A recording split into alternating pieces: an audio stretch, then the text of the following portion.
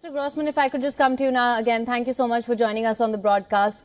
I want to begin by asking you, what are you expecting from this meet between the Indian Prime Minister and Donald Trump?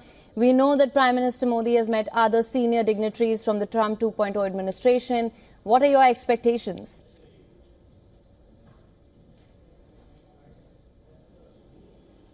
Sorry about that.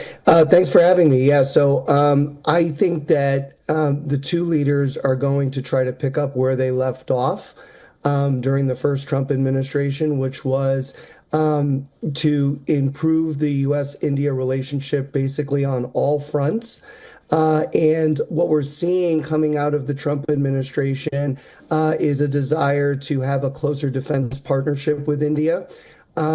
And I think India will welcome that to some extent. Of course, India has a non-aligned position or a multi-aligned position on its foreign and security policy. And so it still maintains, of course, very close security ties with Russia and with other countries.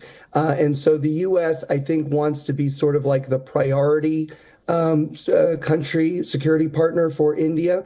And I'm not so sure that that's necessarily something that Modi is going to want to champion in this particular meeting. But I do think that the two sides are driving toward more of a common purpose on the defense and security side. It's also important to point out that Modi has certain things that he wants to, quote unquote, gift to Trump, as we're seeing in some of the news reporting, such as lowering tariffs unilaterally on certain U.S. imports to India, also doing more on energy with the United States, and maybe buying, jet engines and other combat vehicles from the United States. So they're going to try to paper over the differences when it comes to the tariffs and the unequal trade issues that Trump has talked about during the campaign and as president.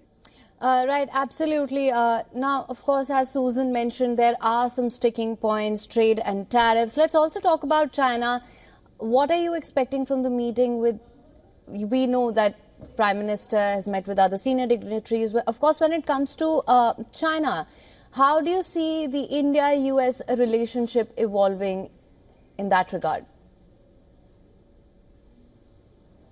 I think that the U.S. and India have shown, especially during the 2020, Chinese encroachment into the Galwan Valley, the U.S. and India have shown that they are working very closely on dealing with China.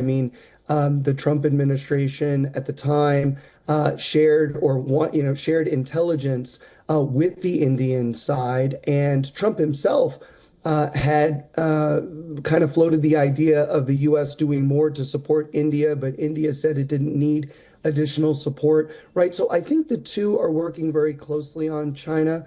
Also, it's important to point out that India is part of the Quad, which is the U.S., India, Australia, Japan security dialogue. They don't mention China in their joint statements per se, but it's clear that they're working on China together. And so, there's, and of course, India has also signed off on the U.S.'s Indo-Pacific strategy, which is designed to counter China within the region and globally.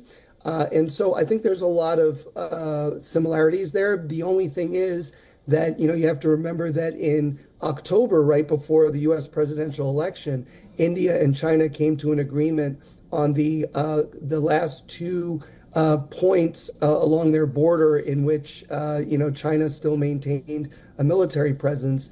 And I think that was very much designed by the Chinese to try to smooth over the relationship with India because, they anticipated if Trump were to win, then Trump's going to have an even better, or the United States under Trump is going to have an even better relationship with India. So they were trying to, mitigate the impact, geostrategic impact of that possibility.